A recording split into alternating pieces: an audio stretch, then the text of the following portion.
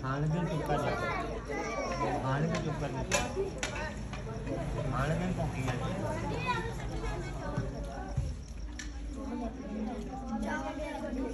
आगे लेके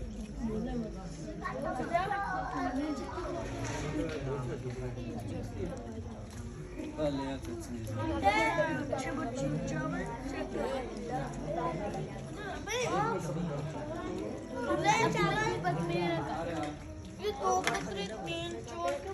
और आखिर और काठा देंदा नहीं बताओगे इधर ए इधर कर प्लेट रोटियां मैं बनाना वहां पर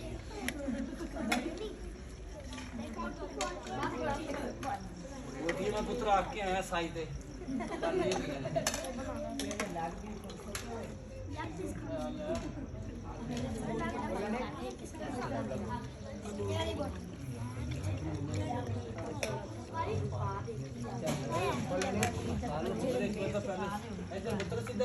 एक प्लेट दे दो यार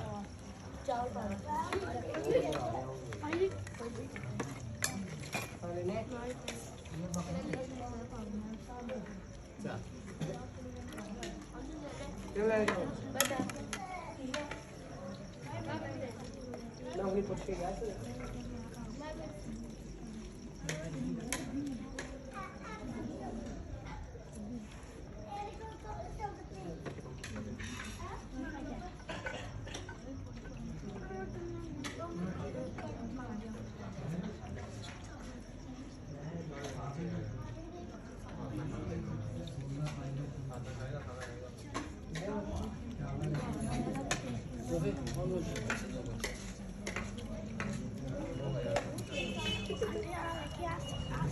मैं मारा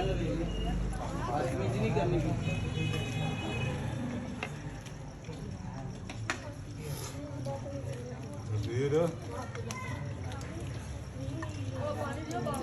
इधर जो आ लेके चलो